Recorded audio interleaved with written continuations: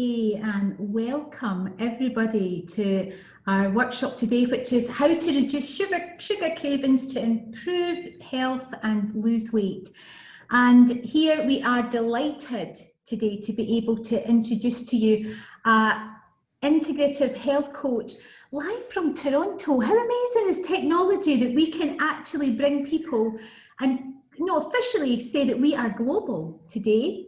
And this is Debora Gemmell, who is an integrative health coach and CEO of Thrive Wellness Solutions. So hello, Debora, and lovely to have you here as part of the Chamber community today. Now, I know that we have, for today, there's a lot going on in the business world at the moment because of changes in lockdown restrictions and things. But the positive is that for a change, we have a smaller community in here today, and I know that the structure is going to be coaching based, and that's going to mean that we've got more intimacy, which is lovely, isn't it? Yes, so perfect. Some familiar faces in the room today. I'm Mary-Ann Smith, and I'm one of the board directors on the Chamber of Commerce and director of We Achieve Associates, which is a high performance coaching company. We also have with us today our Chamber CEO, Damon Scott. Good afternoon, Damon. And we also have with us another board member, Philip Briscoe, who is going to be an administrator for the session. Good morning. Good morning. I'm used to seeing you in the morning, Philip. Good afternoon. That doesn't sound right. I'm used to seeing you on Zoom. On a Tuesday morning, yes. And we've got Katrina Dand in the room. Katrina, I know you're one of our designers from our Dumbartonshire community. Hello there. And Zanita, I don't think I've met you before. Are you there to say hello? And Zanita might be there. So Zanita, if you're there, if you're able to put your camera on, that's fantastic. If you're able at any time to say hello, that would be wonderful. So we've had a bit of introduction because it's an intimate group today. And so I'd love to hand you over to Debora Gemmell. Thank you, Debora. Thank you. Hello, everybody. I want to say good morning because it's morning here, but good afternoon to you. And thank you for having me here today. I'm just going to get my, Philip, if I have access to, there we go. Just going to share my presentation. So let me. Should do, because it does say multiple participants can share. It's doing a little something. There we go. Thank you. So I'm delighted to be here, and I am an integrative health coach here in Toronto, and I'm going to just explain to you a little bit about, it'll let me put us into presentation mode. So I'm going to explain to you a little bit about what integrative health is. It's fairly new on the scene. It is a global movement. I am one of 100,000 coaches around the world right now that have become integrative health coaches. And what I do is I help business professionals resolve their food and lifestyle issues. And I do that two ways, one through highly personalized one-on-one coaching and doing workshops like this. And so as an integrative health coach, I understand that our health is a lot more than food and exercise. Pretty much everybody knows that those are, things we need to do. But what we don't actually recognize is that when we have imbalances in the other areas, which we call primary areas, that is in your healthy relationships, in your career, and sort of what anxiety is attached to that, and then spirituality, and not so much meaning religion, but more what you do to fuel your smile. And so when we have imbalances in those areas, it actually, for many people, impacts how we eat. We do emotional eating, cravings, and all those kinds of things start to come up. And so as a health coach, what I do is work with people to resolve the why behind. The world likes to blame food for everything. It's a billion-dollar diet industry, when in actual fact, what we know to be true is that food is just a symptom, and that there's underlying reasons behind why we do the things we do. And really, that's me as a mission on what I'm trying to do out in the world. And so how I came to be here is I lived La Vida Loca for years. I ate what I wanted. I did what I wanted. I was a smoker 30 years. My breakfasts were a double coffee, which in Canadian is 2 sugars, 2 creams, and a muffin and 2 smokes. And I did that for years. And I ate every few hours, not realizing that it was the actual insulin in my body going up and down that I had to keep doing that. And people would actually say to me, oh, that's a really great way to eat small things, when obviously it was what I was eating was the problem. And I knew I had zero willpower. So I never even tried to stop eating something because I just knew I wasn't going to be able to do it. And I had no idea what, healthy food was. I knew obviously to eat vegetables, but I didn't know about whole foods. I didn't know the difference between white rice and brown rice. And I started to have a lot of shame when things started to go awry, because I sort of had this story that at 42, I should actually know this. So I was a bit embarrassed to actually admit that I really didn't know how to eat properly. And so of course, as you would expect when someone lives like that for a long period of time, I started to get sick. And I ended up getting bronchitis twice, which I'm very grateful I was able to quit smoking. And I started to have a whole bunch of digestive issues. And as I did, I just sort of started ignoring it a bit more. I knew it was there, but I sort of continued to ignore it. And then it eventually got to the point where I couldn't do that anymore. And the funny thing is, it's almost like my body said, I'm going to do something to you that you can't ignore. So what ended up happening to me was I went into a board meeting, and during that meeting, I could feel my nose tingling and I could feel it was wet. And by the time I came out of that meeting, I had a nickel-sized oozing red welt on the end of my nose. And it was from what I had eaten before I went into the meeting. And that, coupled with how I felt and how upset my digestive system was, I knew things were not good and I had to actually start doing something. And that scared me because I really didn't know what to do. I didn't know where to begin. I didn't know where to turn. And I started realizing, as I tried to make, some attempts on my own to do something about it, how I actually had these incredible cravings and how much anxiety I had. Sort of when we live a certain way long enough, it just becomes normal and we don't really know the difference. And so that was sort of what happened to me that kind of started to launch me on this journey. And I'll share a little bit more about where things ended up for me. So what I wanted to do was to get into what sugar is and why it has become such a problem. The medical community is now referring to sugar as the single worst ingredient in the modern diet. And so just to kind of get an idea from the room here, let me see if I can put a gallery. Who here has no idea how much sugar they eat every day? You can just put your hand up. Thank you for your honesty. And have you ever struggled with actual sugar cravings where you eat something and then 2 hours later you have to eat something again? And then have you ever considered your relationship with sugar? Have you ever actually thought about it? Okay, thank you. So I wanted to talk to you a little bit. So sugar is now deemed the recreational drug. And we are from little children where we're given treats as a reward for something. I don't know how much you guys do Halloween there, but here we have, trick or treat for Halloween. You literally run around the neighborhood getting candy from everybody, and anybody that gives you an apple is a total dud. And it's, we have that mind frame right from when we're little. And so they've done a whole bunch of tests now as they're recognizing how much a disruptor sugar is, where the mice will actually bypass cocaine and make a bigger effort to actually get to the sugar. And that's pretty powerful information considering that sugar is, readily available everywhere. And our resistance to quit sugar, so me especially, where I sort of knew something was wrong, but I just continued to kind of ignore it, made me realize just how actually hooked I was on sugar. And so I wanted to know if there's anybody here that's actually ever tried to quit sugar. Okay. I hadn't until I got to this point. But what I came to realize was that it wasn't actually the sugar that I knew I was eating. So when I first came to Scotland, they took me to a bakery, and I think it was Lanarkshire, where I discovered these meringues with cream in between them. And honest to God, I thought I died and gone to heaven. I just went outside and sat down and ate it. I was like, I am not leaving here. So obviously I knew that was sugar. So the problem is we don't know all the other things that actually have sugar in it that we don't expect it to be there.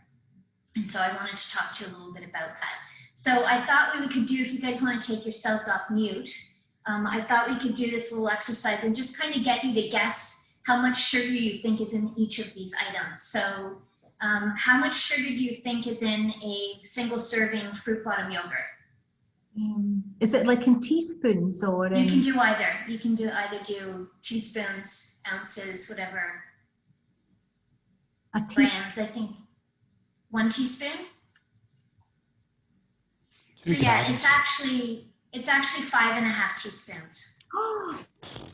Yeah, in that little serving is 5.5 teaspoons of sugar. So a carrot muffin, which was part of my double, two smokes and a muffin, that was what I ate. So a carrot muffin, how much do you think is in? Because I thought it's vegetables, it's a carrot. How bad can it be? This is going to be brutal. What do you think? 7. Yes, 7 teaspoons of sugar. Yeah, I know as we go through, everybody's like, okay, I'm on to this. I get it's going to be higher. So I'll guess higher. So Raisin Bran cereal, which I ate for years because I thought it's like bran and it's supposed to be good for me. Right, this is bringing out the competitor in me, so I'm going to have to try and not say anything. Katrina, what do you think? 6. 6. You said 6, yeah. It's not, okay, so technically it would be, so it's 3.5, but what you actually have to look at is that that's 55 grams there, which is basically a quarter cup. Nobody's eating a quarter cup of cereal. We're eating easily 3 times that. So you would be pretty right. It would be probably more around 9. Wow. And I'll talk to you a little bit more, but that's one of the things they do on labels now to trick you. So barbecue sauce. Everybody loves barbecue. You know, put it on the ribs, put it on the chicken, put it on the steak. Oh, that's going to be scary. That's going to be high. 10 Oh. teaspoons. Oh, right, 10. Yeah, it's 8 3/4. Wow. So you think about it. So 100 grams is half a cup. So in half a cup, there's almost 9 teaspoons of sugar. And half And a... yeah, that's why we love it so much, right? It's full of sugar. It's almost 50% sugar. Wow. Yeah. So, and then apple juice. And again, I thought, you know, it's fruit, it's apple juice. How bad can it be? My mom gave it to me when I was a kid. Oh, but it's 283 grams of it though. Yes. Oh God. 12. 14. Yeah, it's 8. Wow. But It's for 8 teaspoons. So the thing there, and I'll talk a bit more about this, is that, you know, it takes probably 10 apples to make a glass of juice. So you're getting the sugar from 10 apples. And you're not getting any of the other stuff in the apple. And I'll talk a little bit more about that. And then Coca-Cola. How much sugar do you think's in Coca-Cola? Oh. Probably about 15 teaspoons or something. It's high. Yeah, it's about the same as the apple juice.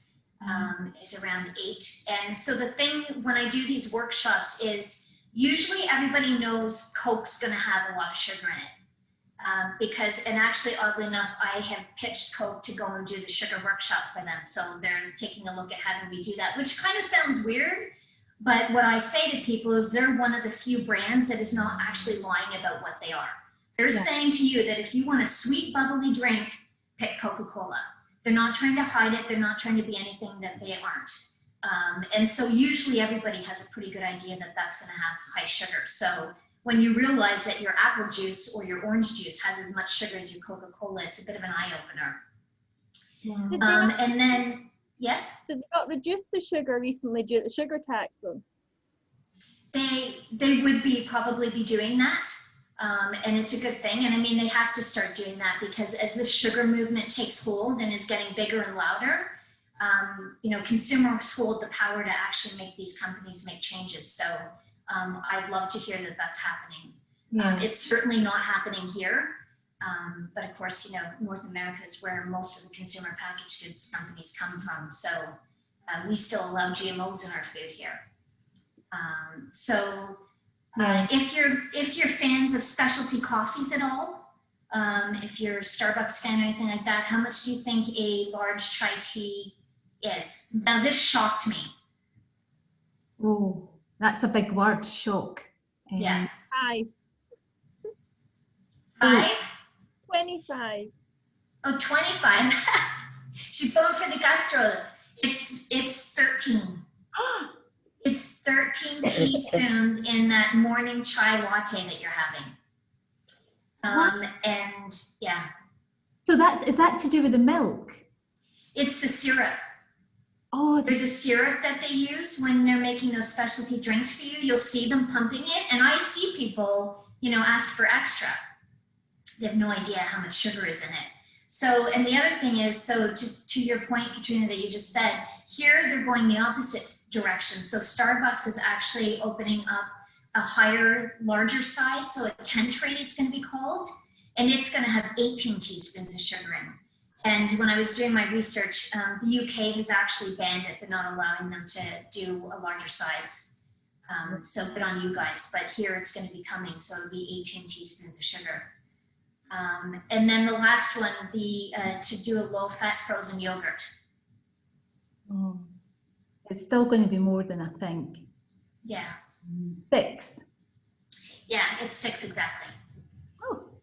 And it's 6, and you're thinking, you know, low fat, right? It's tricky. I'm going to explain a little bit about that to you. So just so you can actually see, there's the numbers. Wow. And I'm going to let you know shortly how much we're actually is recommended that we eat.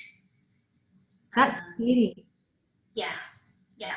So I just wanted to share a little bit about sugar and why it's a problem. I'm not going to get too in the weeds about it, but just enough so that you have a good understanding of it. So we're talking about white table sugar, which is used in most packaged foods. So it's made up of 2 things. It's made up of glucose and it's made up of fructose. And so glucose is good. So I always say, remember, it's good with G, because your body recognizes it and it processes it and turns it into energy, which is what it's supposed to do.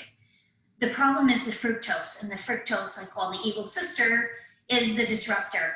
And it is not recognized in the body. And when we actually eat it, it causes this whole chain of events to happen. Your liver ends up metabolizing it, and it gives you no energy. It causes appetite and hormone havoc, which is, you know, me, how when I was up and down all the time. And your body doesn't know what to do with it, so it stores it as fat. And of course, what's happening is that insulin production is going up and down. And so obviously there's a direct link now between the weight issue that we have and sugar consumption. In North America, there's an obesity epidemic and a type 2 diabetes epidemic happening here as a direct result of this. So what I wanted to share with you was a little bit about why sugar's become such a problem. So from babies, you know, we all have a bit of a sweet tooth from the breast milk with our mums. And it's funny that I'm doing this in Scotland, but I always actually say back in the clan days, even here. So back in the clan days, at the beginning of time, they had limited access to sugar. Any sugar that they did get would have been natural, so it would have been berries or honey.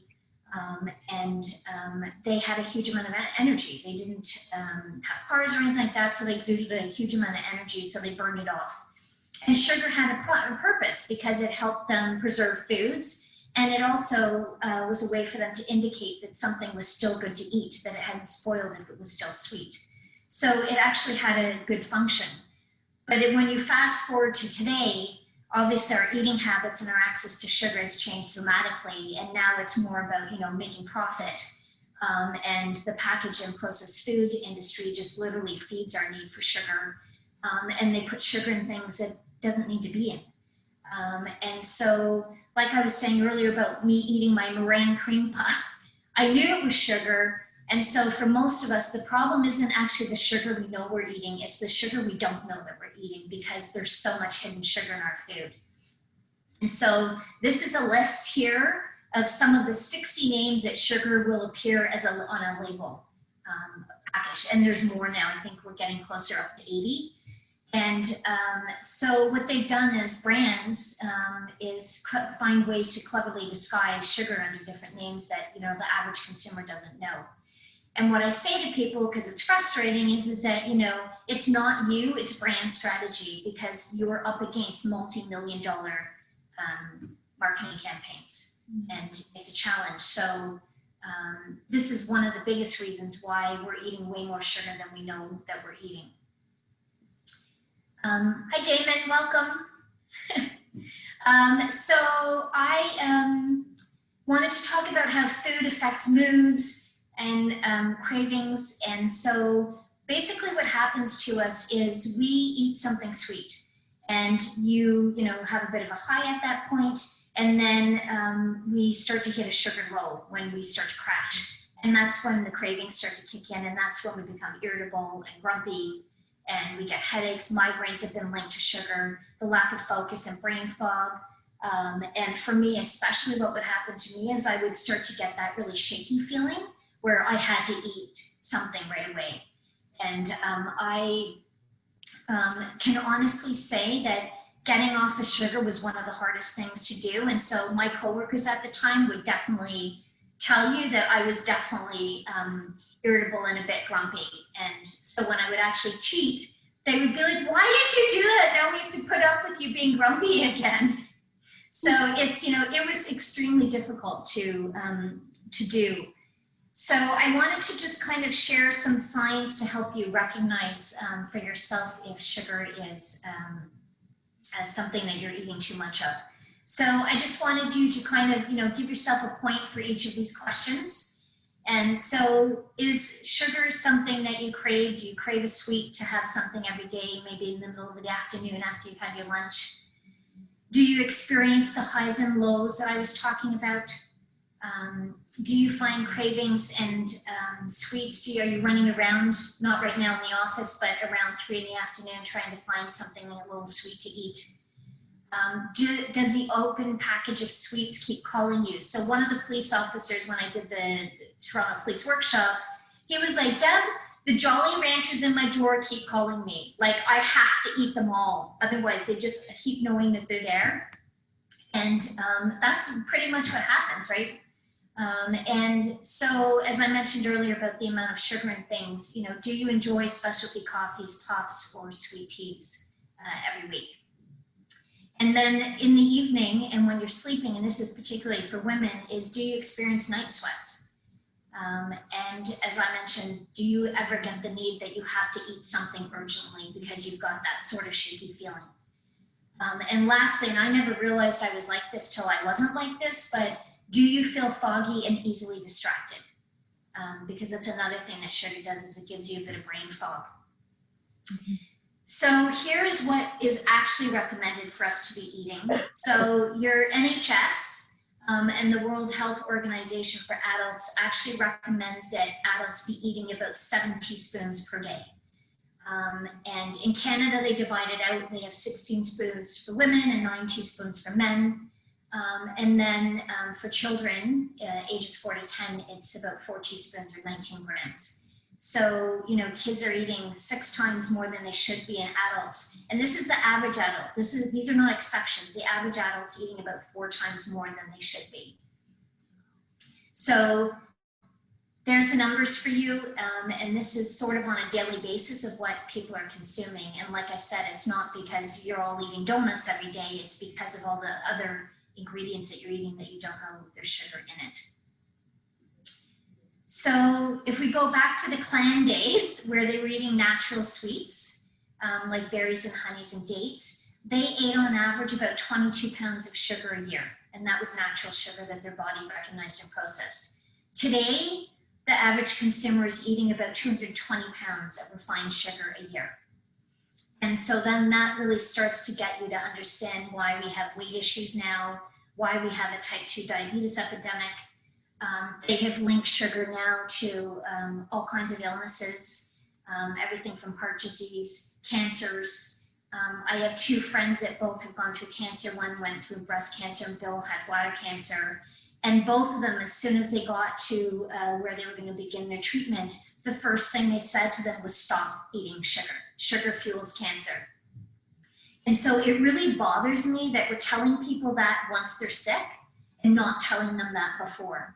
And that's sort of what fires me up and motivates me to get out there and do this. So like I said, I'm not telling everybody to stop eating sugar, but I just want you to know so that when you do make choices, you're making informed decisions to do that.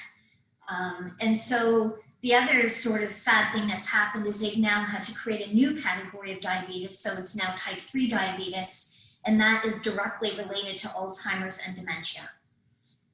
And, you know, for many people dealing with elderly parents, it's quite common that dementia and Alzheimer's there. And so now that's directly linked to sugar. So I just wanted to do a little bit of a check-in with everybody to see where everybody's at, and what are you getting from this? Who'd like to share? I'm sitting here worried about taking a drink in case I'm drinking the wrong thing, which I know I am. What are you drinking, Philip? Full of sugar. Oh, Red oh yeah, Bull. oh yeah.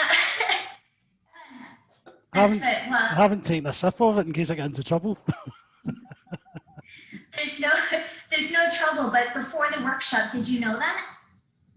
Well, I knew it had a lot of sugar in it, but I don't have many of them. But yeah, I knew it had sugar in it, but wasn't sure how many or how much. Yeah. I think Red Bull might be worse than Coke. It probably is, yeah. And that's, Oh, yeah, it's all that's hyping another me up. thing that I drink fairly regularly is Coke, but it's a hidden sugar, as you say, that you don't know how much is in the product. Yeah. Katrina, what about you? Purely what was going through my mind, so I was thinking, so how do you give it up? How do you reduce that craving? And where am I going to get my high from? Yes, I'm gonna share all of that with you and give you a whole bunch of tips. But it's so we're going to move now into actually talking about that. But you know, as human beings, for us, and I definitely experienced this, is that whenever we want to make change, our brain instantly goes to fear, almost like we're being chased by a tiger, but really all we're doing is making a food or a lifestyle change. But we react in the same way because our brain doesn't know the difference. And so what happens is our brain just immediately puts up resistance and fear because its goal is trying to keep us safe. But in actual fact, what we're doing isn't safe.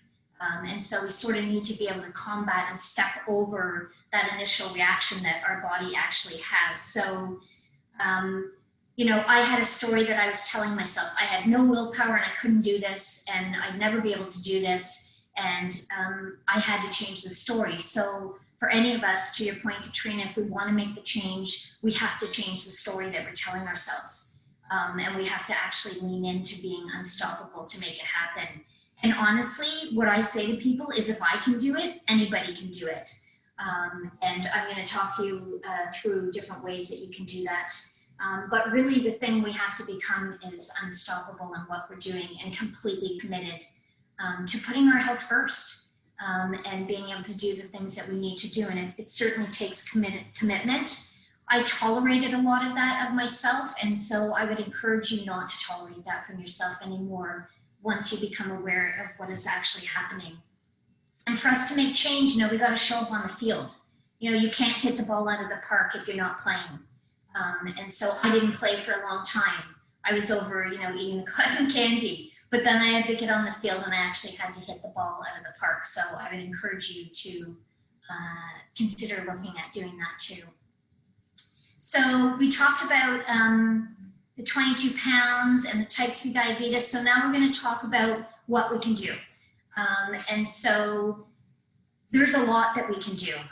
And just the fact that you've come here today is a great step to making a change. So I applaud you for doing that. The first thing we have to do, which I talked about, is we have to change our attitude towards treats. We have to begin with our children and not have them think that that candy is a sweet or a motivator or a recognition or a reward for something that they've done. And we have to get help. I could not have done what I did by myself, and I knew it. I tried. Why my journey was 4.5 years. I tried. I was resistant to getting help, but I wasn't getting anywhere. And at that point, my back was up against the wall, so I had to actually do something. what I want to do is get people to be proactive about their health. And that is what integrative health is all about, is that, you know, make the changes now so that you don't have to go to a place where your back's up against the wall and you have to make the change. One of the things, as I was showing you the different labels and the amounts of sugar in them, is learn to read the labels. It's pretty easy. The governments regulate, no matter what country you're in, the governments have a listing and they regulate, you know, how much is in there. And so the two things to watch is, one, how much is in the product, and then look at the serving size. Because as I mentioned earlier, the brands are getting smarter and they're making the size that they're measuring the sugar against much smaller. So just keep those are the two things to keep your eye on. And then, you know, all of the things that I learned from going through this whole experience was, it did take me 4.5 years to figure it out. It was super frustrating. It was a whole lot of, you know, upset stomachs and hives and just a lot of stuff that I didn't really need to go through had I gotten some help for myself earlier. And because I had zero willpower, it obviously made things a lot much harder, which I now know the zero willpower was actually just addiction to sugar and carbs. And so it really had very little to do with willpower. And as I mentioned, I was embarrassed too. I somehow had another story that at 42, I should know all this stuff, but the ego in there, and that I should know all of this stuff. And I really had no idea. And so I didn't know what to do. I had no idea what was wrong. And I was scared. And I was mostly afraid of failing now because I wasn't well. And I was afraid if I didn't get it. But the fact of the matter is, I, you know, needed to step over all of that and figure out what was going on and find a way to fix it, which I'm very grateful to say that I have been able to do. And I will share all of my outcomes with you shortly, but I wanted to get into a bit of the different things that we can do. So nature's smart. Nature provides us with a whole bunch of natural sweet foods that our bodies recognize and get a whole bunch of nutrients from. And so what I say to everybody is to eat foods from plants, not manufactured in a plant. It's not coincidence that all the big consumer packaged goods companies have called their facilities plants. It's, you know, direct correlation there. And so when we eat natural foods, sweet potatoes, berries, parsnips, our bodies know what to do with it. And it doesn't trigger insulin production. And when we eat whole foods, so instead of drinking the apple juice, I would say you eat an apple. Because again, nature's super smart. The apple has nutrients, vitamins, antioxidants, and the most important thing it has is fiber. And fiber is what tells your body it's full. So when you're eating some of the pastries that you might buy from a packaged goods company, what they actually do to the grain is they actually remove the bran and they remove the germ. So they remove the fiber, the thing that's going to tell your brain that you're full. And that's why we're able to eat so much more of this stuff, because there's nothing in it to tell your body it's full. And so it tricks you into eating more. And of course, things are all supersized now. And so just really eating the apple instead of drinking the juice. Berries, so fruit is still sugar. So I always encourage people to eat more vegetables than fruits. Mangoes and bananas are two of the highest fruits in sugar, but again, it's natural sugar. So your body knows what to do with it, but it's still sugar. So berries are on the lower end. So if you want to have a fruit bottom yogurt, just get plain yogurt and just add some fruit to it and maybe a drip of honey if you want to. So those are the things you can do. What got me through my thing was natural peanut butter.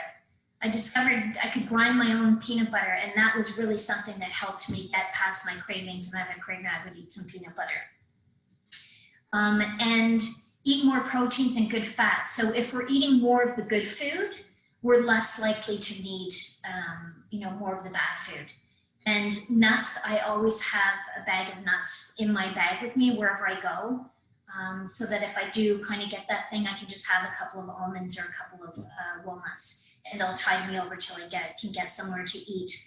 And the other thing is when our body is craving things, it's water. And so a lot of times when your body is actually craving, it's actually water that it needs. It's not any of that other stuff.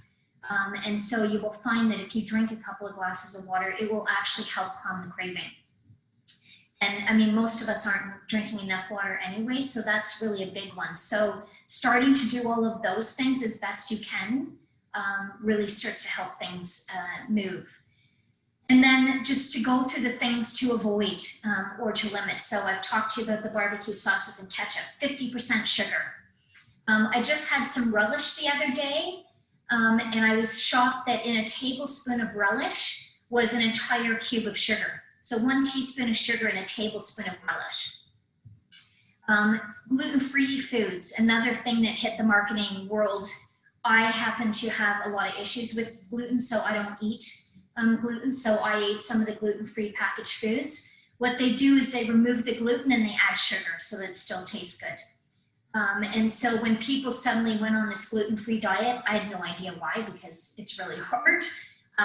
It's why they all gained weight, because they were actually just eating way more sugar. Limit the packaged and processed foods you eat. So try to eat as many foods as you can that don't have a label on them. You know, an avocado, a banana, an orange, a steak, they don't have labels on them because they are just what they are. And then, you know, I don't want to encourage you to replace your morning coffee with sugar with, 2 things of honey, because it's still sugar. What I'd rather see you do is try to move away from having that coffee. I had to actually stop drinking coffee for about 8 months because I couldn't stomach it without sugar in it. So I just stopped drinking it. And now I'm back to drinking, and I've been slowly, I had an espresso in Italy, which got me into drinking black coffee. And now I just really enjoy it, because your body's smart. Once you make the change, within a matter of time, your body will adjust itself. And what you used to eat, the thought of actually eating it, like when I think about having a double Tim's coffee now with 2 creams and 2 sugars, it makes my stomach turn. I couldn't do it, but yet I drank that for years and loved it. And then, low-fat foods and non-fat foods, please stay away from them. Again, they remove the fat and they add the sugar, which really turns into fat. So all they're doing is actually backing up the step in your body so that they can claim that. So just eat regular food, regular yogurts, just stay away from all of that.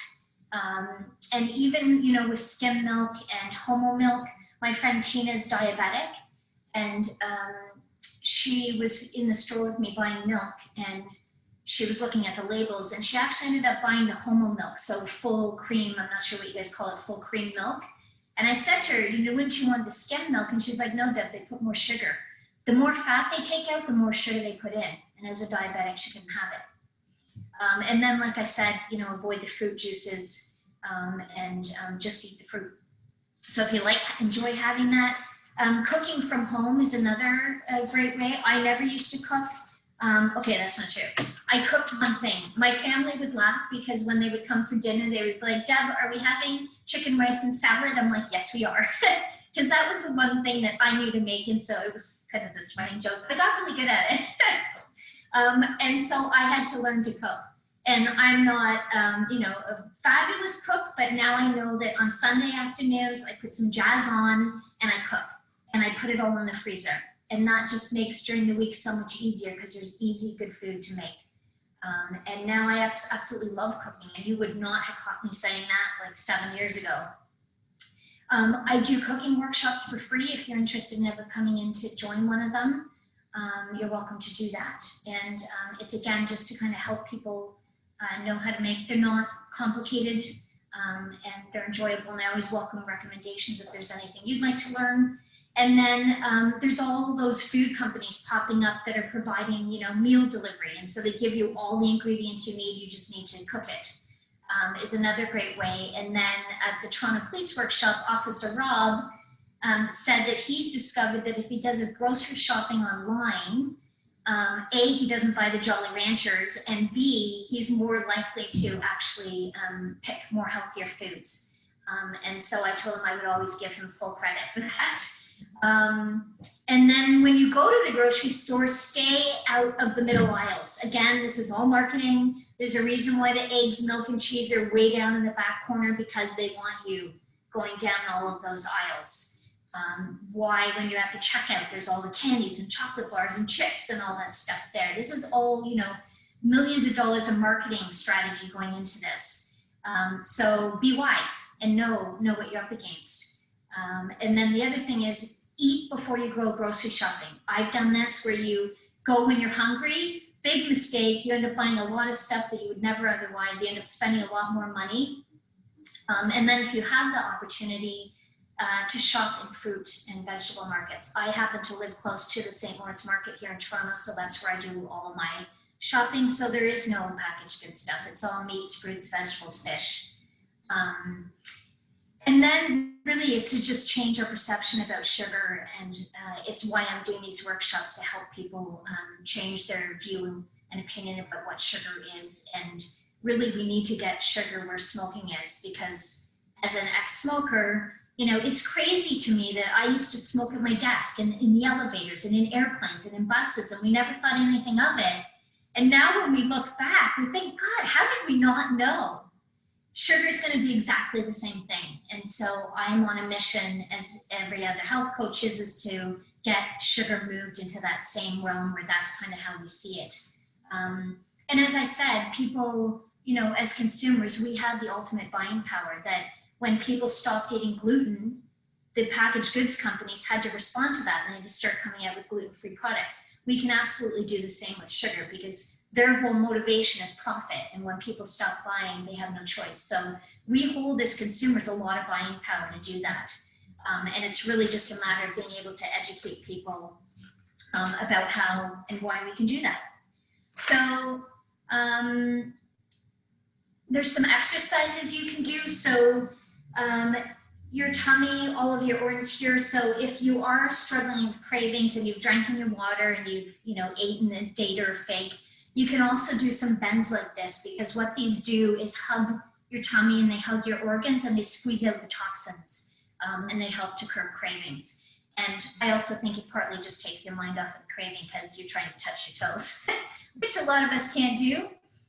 And so for me, and figuring out how I was going to move forward and how I was going to do this, the 3 reasons why I struggled and most of us struggle is we're frightened, and you know, there's nothing wrong with fear except for when we actually let it stop us. And as I mentioned before, our views, opinions, and beliefs and how they stop us. And for me, it was like, you know, I'll do it later. It's not that bad. And then of course there was the whole fail thing. I'm not going to be able to do this. And then of course I didn't know what to do. And these are like the 3 main reasons as human beings in any change that we want to make that tend to block us and prevent us from doing that. So there's a turning point for us where we are able to actually make the change and start to commit to it. So what I would say to you today is that if this is a real turning point for you, and I'll ask you just to take yourselves off mute, is what do you think the breakthrough is that you would need to have in order to be able to do something? Do you know, Deborah, I think I'm, nobody here doesn't know that I'm about to turn 50. Everybody in this room knows I'm about to turn 50, but it's made a huge difference as I see people around me getting diagnosed with cancer. And when you said sugar fuels cancer, that was a really powerful statement. And actually how much I have it within my own control to minimize that risk because of sugar. I'm not saying there won't be other ways that I would have to be susceptible to cancer, but that it's in my power to do something about that in relation to it being caused by sugar. Yeah, great. Yeah, it's shocking, you know, and like I said, it upsets me that that's the point that we actually tell people. Yeah. And, you know, it's the medical communities doing the best they can. And that's where coaching is really helping, because we're another resource out there on the ground, the army, you know, trying to empower people and let them know, and, you know, be able to make better choices for you. So to make this a real turning point in your life for any of you, what do you think you would need to be able to do to break through this? If you know that there's a problem, what do you think would need to happen for you? For me, I had to get super scared and know that I needed to do something. So I'm just curious what that would be for any of you. Philip, as you're sitting, sipping your drink. I could probably come in. To be honest, I scored nil on your list of things there. So, but I, as an individual, I think I've got quite an addictive personality, or not personality, but I find myself addicted to things, and I really I form habits, whether they're good habits or bad habits, and so I could I love sugar, I love chocolate, you know, but I have cut it out, because the more habit it becomes, the more I get drawn in, if you know what I mean. So my approach or strategy is I tend to try and you know, I'm sure there's a whole seminar on why you shouldn't drink coffee, but I mean, I drink coffee for my energy. I drink probably an unhealthy amount of coffee during the day, and I've replaced one with another, and another guess it's replacing that with other things. And I really, one thing I really want to do, which I absolutely do not, is drink enough water. So I could maybe try and drink a bit more water and cut down on the coffee, might be my next step, sort of thing. Because it's for me, I've noticed this about loads of things. The habit is the biggest thing that draws me in and creates an issue with you know, a whole range of things. I think whether it's sugar, whether it's, you know, a wee bit of alcohol, you get used to having a you know, a drink every night, and fortunately at the moment I've got relatively healthy with the coffee and a bit of exercise, which becomes, I know for a fact I've been addicted to exercise in the past as well. And that can be bad for some people. I've got friends at the gym, and you look at them and it's actually, you know, beyond, you know, healthy sort of thing. So I think that's my takeaway from this, is just keep an eye on habits. Yeah, and that's a great point, Damon. So there's a saying, and it's actually on my website. I say that, you know, we form habits and habits form our life. It's our habits literally dictate our life. And so, yeah, that's a very powerful statement you said. And so thank you for sharing. I've definitely done all that myself to experience that. I do drink coffee myself. I just don't put sugar in it. And so you're on the right track as far as drinking a glass of water. So in integrative health, what we actually do is called crowding out. And so when I work with clients, I work with them to replace what they're doing, and everything is about small baby steps. There's no 0 to 60, which is what diets are. Suddenly says, oh, I'm going to lose weight, you know, I'm going to stop eating all this stuff. It doesn't work. And so what does work is that, you know, taking little baby steps. So if you're able to tomorrow have 1 glass of water and replace 1 coffee with 1 glass of water, that's the road to you starting to do that. And you're absolutely right. That's why everything in balance, right? I also know people that go to the gym, they're completely hooked on going to the gym. And going to the gym 7 days a week is not good for your body. And I've seen people, I have the ability to see inflammation in people, and it's one of the things why a lot of people can't lose weight, is because their body's actually inflamed. It's inflamed from the food that they're eating. It's inflamed from going to exercise too much. And I would watch this girl do these body thrasher workout, like just the name of it scared me, and yet she never lost any weight. And I said to her, you know what, you'd be better off to stop doing that and just start doing some more gentle exercise, because you're actually hurting your body. And of course she couldn't hear me because she was so focused on losing the weight, and that was in her mind what was going to bring it. The harder she pushed herself, the more weight she was going to lose, when the reality is it's exactly opposite. So yeah, very good point about that. Thank you for sharing that. Anybody else want to share where you're at, get some support? Do you know, I think I've always been aware of a bit of a belief around it. Do you know when it's, there's a saying, everything's okay in moderation. And actually, what is moderation? And I can, with a belief system that I can believe that, I mean, even just looking at the amount of sugar in some basic products, what I may be believing is moderation and that's acceptable, actually isn't acceptable for my health. So there's definitely beliefs in there that aren't working in service of me. to be able to look after the only body that I'm ever going to have. And that's what I'm taking from all of this. It's a bit of a looking in the mirror, Deborah. Yeah. Despite seeing a lot of stuff, have I heard some of this stuff before? Yes. But it kind of, I keep it here, but actually today it feels like it's here. That's acceptance. Yeah, I can understand it, and that's been understanding it, but I don't do anything about it because I don't think it's been here. But some of that, the cancer thing really hit me. And just wondering what other views, opinions, and beliefs I have that are keeping me in an unhealthy place.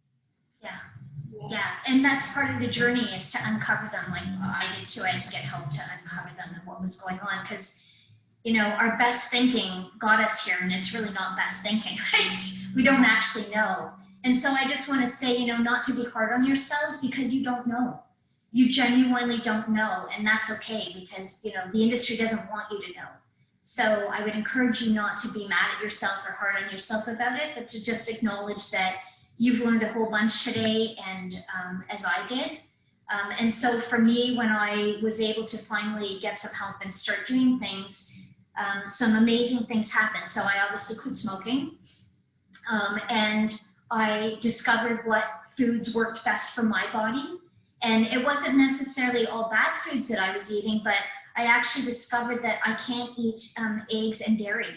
I have an intolerance to them. And so what I came to know was that why I could never lose weight. So despite my, you know, eating all that stuff all the time, I still tried to lose weight. So I would walk home from my job, which was about 7 kilometers, at least 3 or 4 times a week. And you would think I would lose some weight, no go. And so what I came to know was that my body was actually inflamed because I was eating the dairy and the eggs and the sugar. And so, you know, just like when you have a cut, your body's way of healing it is to inflame it. That's what happens in your whole body, is that your body's inflaming it, trying to protect itself against the stuff that we're eating and doing. And so when I learned everything and stopped doing that, I don't own a scale. I had no willpower, never watched my weight. But what happened was I ended up going from a size 12 to a size 6. And I don't know when that happened, or, you know, the process of it happening. It just happened. And by the next summer, when I went to put my shorts on, they were like, you know, 2 inches too big for me. Because one of the other things I do as a coach is the first thing I say to people is, forget about the weight, forget about the scales, forget about all that stuff. Let's heal you inside. And when you fix the inside, it fixes the outside.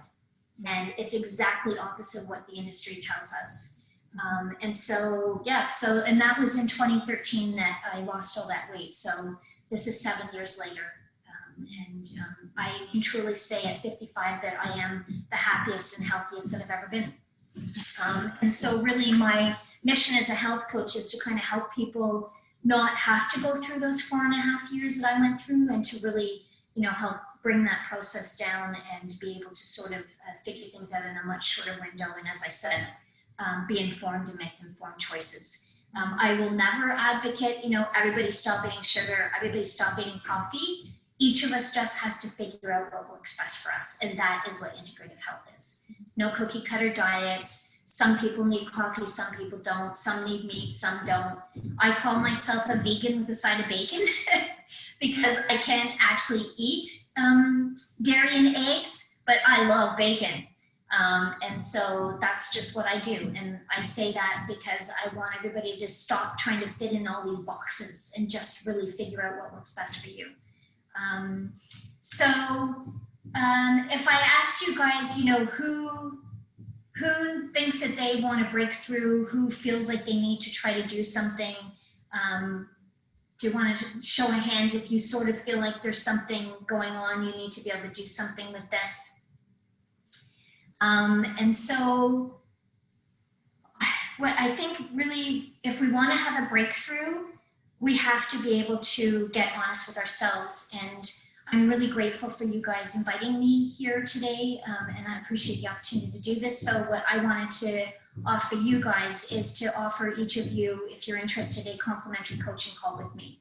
And it's not, you know, there's no selling, there's nothing like that. It's just to kind of help you get a bit of a handle on where you're at and where you might like to be. So I will drop the link in the chat box at the end of the session if you want to grab it and book a complimentary call with me. My schedule will be there so you can take a chance to do that. And I just, why don't I do that now? Just go here. So I'm going to just grab the link here and I'll drop it in the chat box. So does anybody have any questions? Anything you'd like to share? I think it's making me realise, Deborah, do you know, it's like the January failures at the gym when everybody turns up and by February they're not going to the gym. Or the amount of times I have been to things like Slimming World and stuff after having kids and stuff. And when I would go to there would be the same people as were there 4 years ago when I had the last baby. And actually looking at the values and beliefs, things that are underpinning, it's like these things are just, we talk about the weight, we talk about the exercise, we talk about what food you're eating, but we don't actually talk about the root cause of the choices we're making for ourselves. Yes.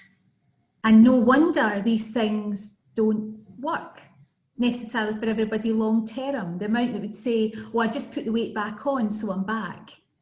Yes. Because yeah, that's exactly. To the root cause.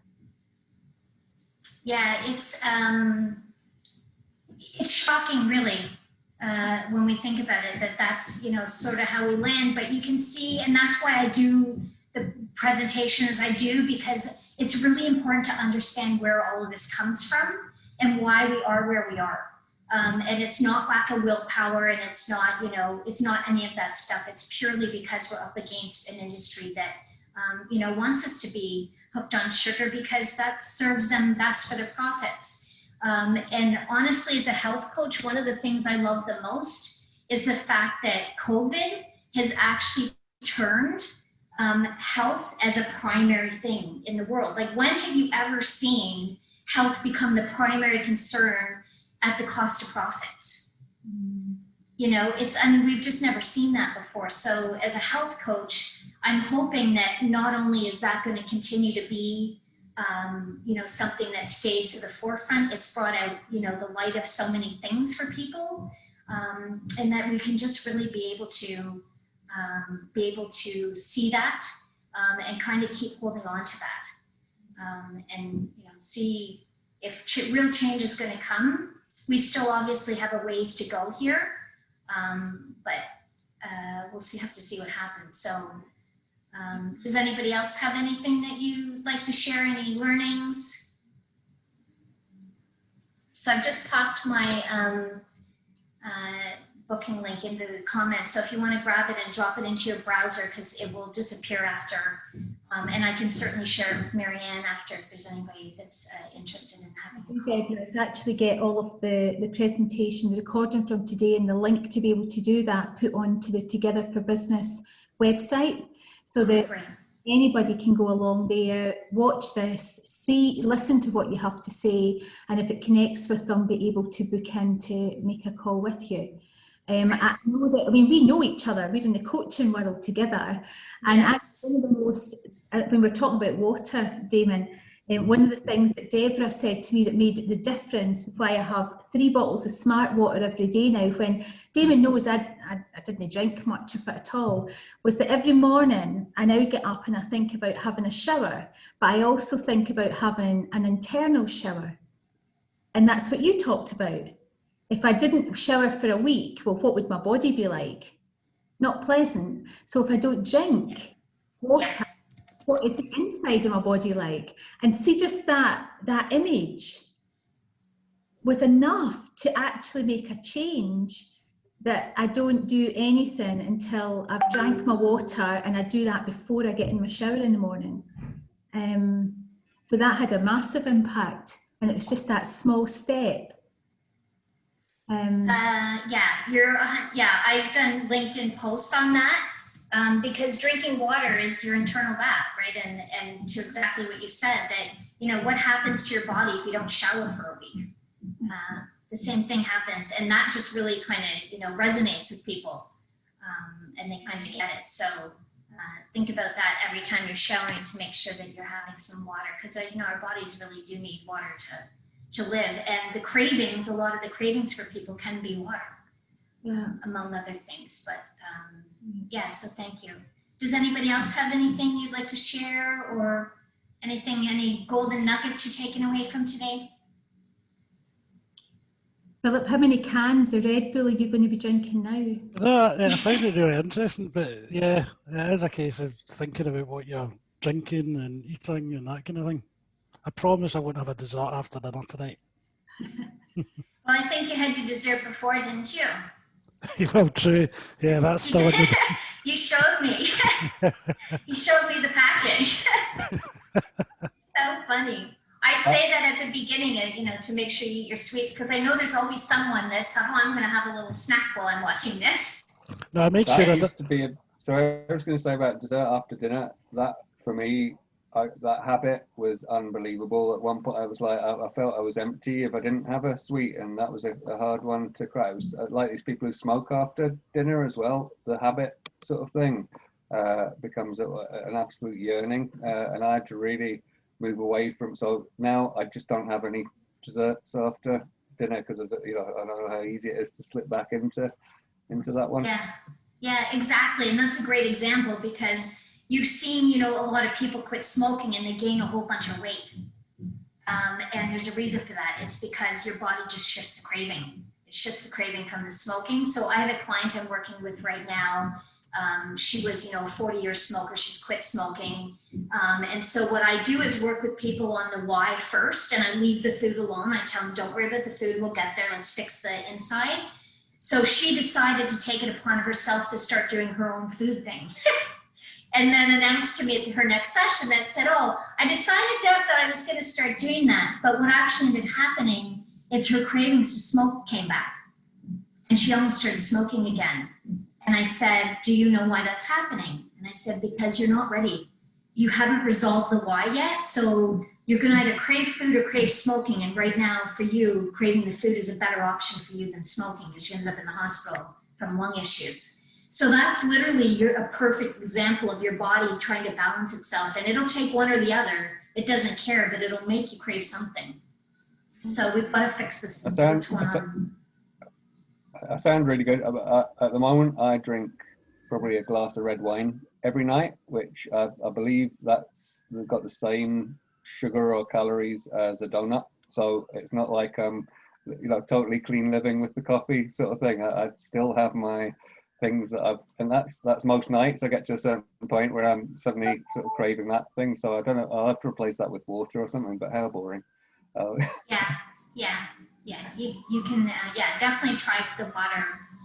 But you're right, it's habits, and habits form our life. And before you know it, you do it a couple times, and then the next time you turn around, you're having a glass of wine, and you're like, how did that happen?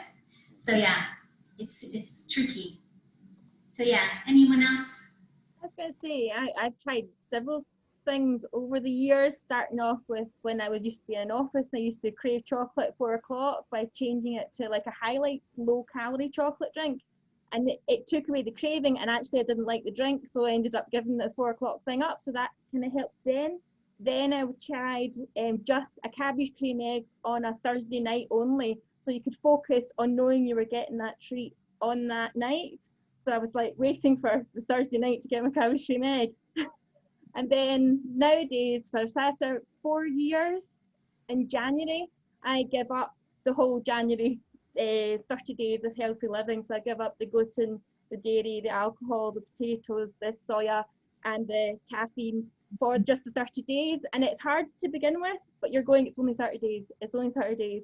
And by the end of the 30 days, your taste has completely changed. When you're tasting things, everything tastes with so much different flavor.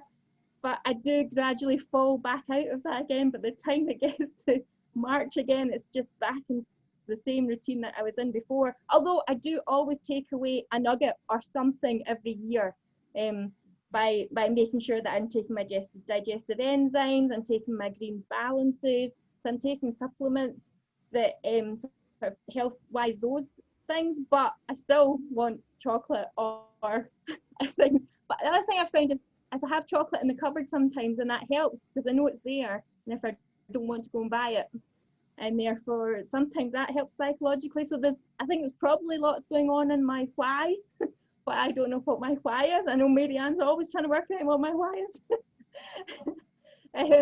So yeah, that's kind of my experience of it basically. So I've learned a lot about sugars, and that sugar movie, if you watch that, that's the one that blew my mind when I watched that. And then I kind of learned a lot about sugar after that. And even like my chicken seasoning that I put on my stir fry, that's got loads of sugar in it, and it's a seasoning. Mad, isn't it? Yeah, thank you, Katrina. So can I ask you a question? Yes. So given what you've heard me talk about today and your experience with January and trying to do that, and what you've heard me say about how we can do it, what do you think you could do differently?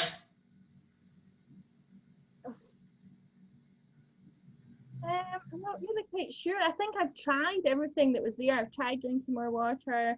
I feel that, see, the 30 days when I do it, I don't feel that energy boost, that happiness, that joy that everybody says that you get from doing an exercise, doing like a plan like that. And I'm like, I don't have that really great feeling at the end. So therefore, if I had that feeling that I was feeling great and jumping on buses and things like that, then that would maybe make me feel that I want to keep doing this. But I haven't had that. I think I'm probably reaching for more joy, more high than like when I have the cabbage cream egg. That gives me joy. Yeah, exactly. So we talked about how it is that it's actually, it's being made about the food, and it's not about the food. It's about why we eat the food, why we drink things and eat things that we know aren't good for us. So it's figuring out. So Marianne's heard me say this, we try our brain. So I call it the ivory tower. The ivory tower tries to dictate to the body what needs to happen. The body doesn't need the brain to tell it. This is all ego. And this is, forced solutions. I'm going to go on a diet. I'm going to not eat stuff for 30 days. I'm going to do. That's not where you need to make the change. The change needs to happen down in the body, like Marianne said, to accept it in your heart. And that's sort of what the transformation is that happens, that allows you to make. It's how I have been able to stay where I got to be for 7 years, because I made a change. It wasn't a diet. It wasn't a fad. It wasn't a fix. I made sustainable change in tiny little baby steps. I would never ask my clients to give up 8 things in the first 30 days. Like, that's not sustainable change. That's forced solutions, and they don't stick. And so that's kind of the difference, if I can share that with you to take away and think about that. And that's, in fairness to you, that's what's out there, right? That's what everybody sees on Facebook. Join my 7-day fast, join my, all these things. And really, we just need to take ourselves as we are and where we're at and what we need as an individual to do to make changes. That's brilliant. So thank you for sharing that. That's brilliant. Thank you. I'm just mindful of time, and Yes. We are so grateful for you being here. I'm just going to share that my husband Paul, who couldn't join us because he was called to a meeting today, has just put a cup of tea on my desk, which is good. And just for the fun of it, Go Paul, go Paul. not kind. I'll have it. Putting that out to the world. Back in my bag of nuts. Oh, look at you. You've got nuts. Can you hold up your nuts? I want to take a picture. That's amazing. Oh, disappeared. Very cool. So yeah, thank you so much. Really glad to be here. I also dropped, if you're interested in joining my Facebook group, it's private. It's called Serving Happy Habits. So I've dropped that link in there as well if you're interested in joining the group. And I always mention our upcoming free workshops there if you're interested. So David, thank you again. You have a workshop that's on, is it on today? Have you got another workshop on today? I'm doing an anxiety workshop tonight. Wow. Yeah. So if you want to drop details of that into the chat, because it's all in the same vein. Yes, it is. I just thought it was late for you guys because it's 7 p.m. my time. And what time is that, your time? That's 7 my time, so that's like what, midnight for you? Midnight. That would make me anxious, just having Yeah, so the next cooking workshop I'm going to do is going to be on a Sunday morning. So it'd be a Sunday afternoon for you guys. So I'll share that with you when I have that confirmed. That's brilliant, Deborah. And we'd love to have you back. And I know that Thank you. we're hoping to do lunchtime, what we called it, Damon? Lunch and learn, or power lunch and learn. So it's all bite-sized stuff, so people can come in because everybody's busy, really busy just now, and we're trying to shift the format of things. But thank you so much, Deborah, for joining us today. That was brilliant. And I'm getting my sugar fuels cancer. I'm going to take that with me. My goodness. So thank you for joining us. So we have our webinar and workshop series, which will be changing to, what did we call it again? I must be getting old. Power lunch and learn. Power lunch and learn. And that's 12:30, is it, Damon? 12:30, yeah. Oh, I got that bit right anyway. But anybody watching the recording, just check in with our website at Together for Business, Dumbartonshire Chamber of Commerce. And we look forward to seeing you at future events, Deborah, and for you to be able to get the opportunity to meet more members of our business community. So thank you so much for your contribution today. Thanks, Deborah. Thanks very much. Great to meet you. No problem, and have a successful business day ahead because it's early in the day for you. It is. Thank you. Okay, brilliant. See you later. See you again. Okay, bye for now. Bye.